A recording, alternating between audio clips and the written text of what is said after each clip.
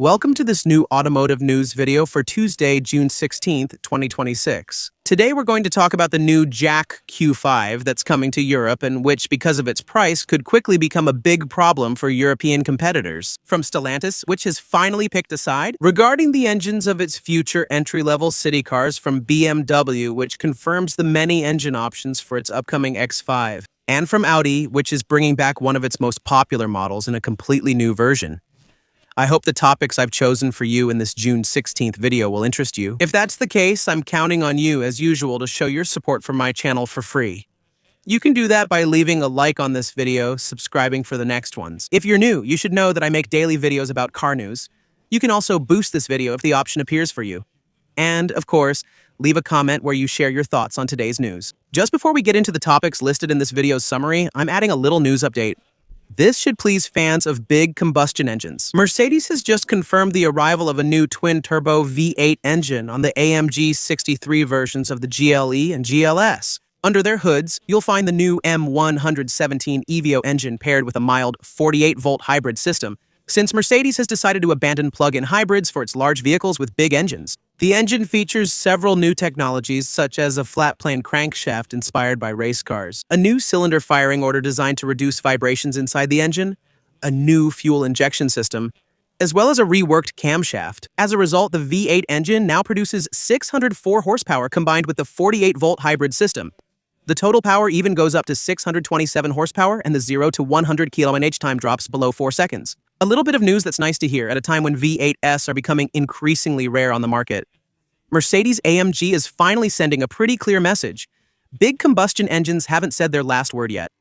There are some announcements that sometimes go almost completely unnoticed, and then there are announcements that are likely to give European manufacturers a bit of a headache. The Chinese brand Jayco, which arrived in France just a few months ago on April 1st to be exact, and that's not a joke, is continuing its push with a new 100% electric version of the JQ5. And when you look at what they're offering at the price they're offering it for, you quickly understand why some manufacturers might seriously start to worry, because the first argument is obviously the price. The electric JQ5 will start at €32,490.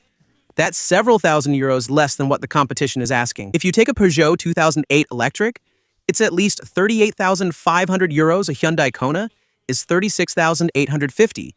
And even the electric C3 Aircross, which is still one of the most affordable vehicles on the market, still starts at €33,750. It's cheaper than the rest of the competition, yet as you'll see, it's better equipped, and often the specs are much better too. For example, the JAC Q5 offers 211 horsepower for the entry-level versions, whereas an electric 2008 only has 156 horsepower. As for range, it claims 402 km on the WLTP cycle, and here, nothing incredible. The competition does about the same, or just a little less. The Kona I mentioned earlier is around 370 kilometers, and an electric 2008 is around 406, so we're at the higher end of the average without really standing out. On the other hand, when it comes to charging speed, we're looking at 130 kilowatts, unless I'm mistaken. That's 30 kilowatts more than the Hyundai Kona or the Peugeot 2008, which should ensure faster charging for its 61 kilowatt-hour battery. A battery that charges from 10 to 80% in just 34 minutes. So, technologically, it's just as good, if not better than the others, for €6,000 less. And when it comes to equipment, Jayco drives the point home even further. The JAC Q5 will only be offered in a single trim level, the one called Exclusive, which is very comprehensive and comes standard. With 18-inch wheels, a panoramic roof, heated and ventilated front seats, a heated steering wheel, 9-inch digital gauges, and a 13.2-inch central screen. For infotainment, there's an 8-speaker audio system, a wireless charger, an electric tailgate, as well as a heat pump. The vehicle's infotainment system is compatible with wireless Apple CarPlay and Android Auto.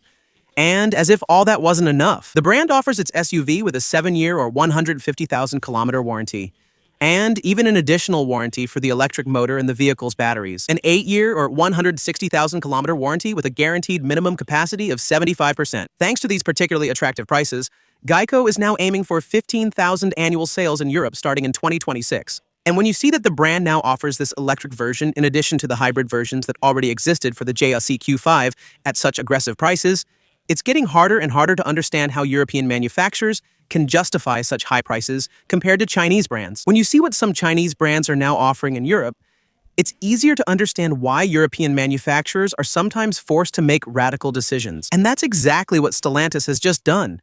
While many drivers were still hoping to keep the choice between several powertrains for the group's future city cars, Stellantis has just confirmed that it is abandoning its multi-energy strategy for its future mini cars. Now, be careful, they're not dropping combustion engines entirely.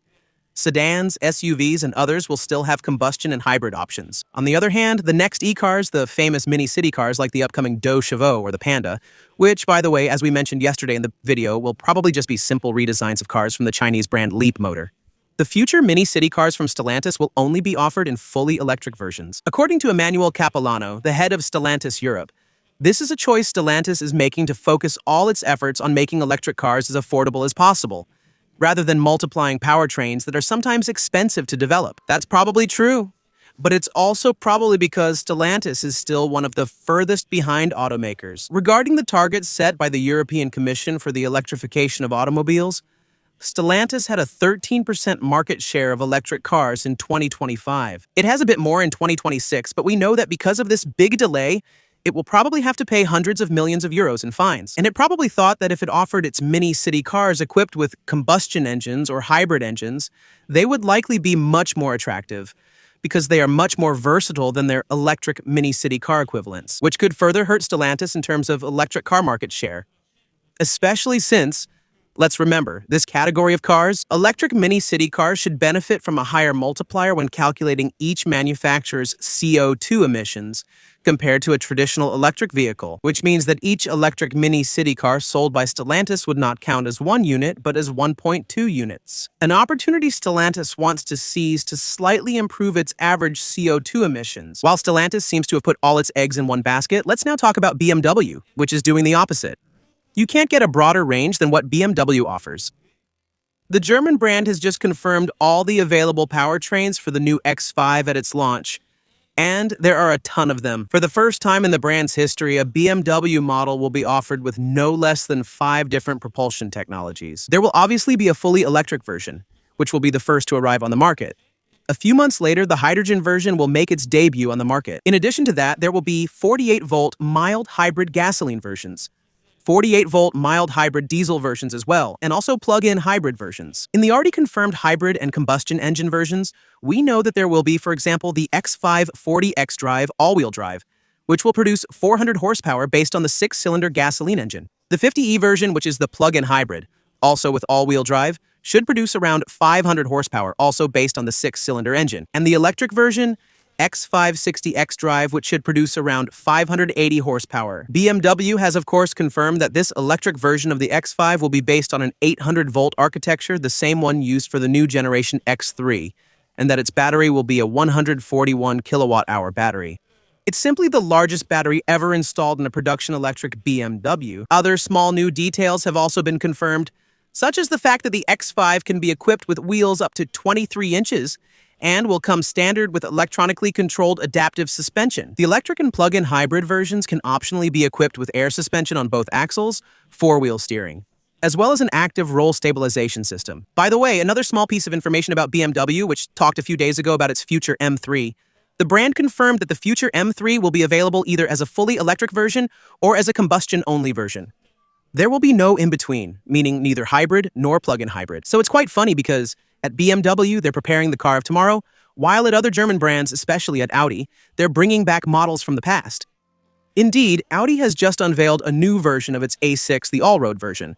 It's more or less the off-road version, in any case, the rugged version of the A6. It comes 4 years after the previous generation of the Allroad disappeared. This comeback almost feels like an act of resistance, since all its competitors, off-road sedans or wagons, have disappeared. Things like the Skoda Superb Scout, the Volvo V90 Cross Country, or the E-Class All-Terrain. For Audi, the Allroad remains a true icon of the lineup, and this new generation, more than ever, combines the comfort of a road wagon with the capabilities of an SUV. We're talking about a car that has been raised by 3.4 semi-motors compared to the traditional A6, and it can even be lifted by an additional 1.5 semi-motors thanks to its adaptive air suspension, or lowered by 2 semi-motors to optimize fuel consumption on the highway, for example. Audi has reworked the steering with stiffer mounts to improve steering feel. As an option, the rear steering wheels can turn up to 5 degrees in the opposite direction of the front wheels to reduce its turning radius. It's also wider than a traditional A6 by 11 cm, mainly due to the addition of several specific body protections. It also stands out with its small visual differences compared to a normal A6 with a new grille, slightly larger air intakes, a skid plate, a specific diffuser, as well as unique 19, 20, or 21-inch wheels. Under the hood, 2 engines will be offered. The first is the classic 3-liter V6 diesel with mild hybrid technology, which will deliver almost 300 horsepower. And another one, this is a major new feature, the first time it's appeared on an Audi Allroad, a plug-in hybrid gasoline version, based on a 2-liter 4-cylinder engine combined with a 20 kilowatt-hour battery that allows this car to travel, on paper, 96 kilometers in full electric mode. Prices should start at around 70,000 euros, to which you'll probably have to add the weight tax and/or the CO2 tax, depending on the version you choose. In any case, it's pretty cool to see that Audi is still trying to prove there's an alternative to big SUVs by continuing to offer not only station wagons, but also all-terrain wagons. That's it for today's news. I hope you found the video interesting. If you did, I'm counting on you, as always, to show it by leaving a like, subscribing for future videos, or even supporting the channel by clicking the join button below. I'll see you tomorrow for the next one. Take care. Bye.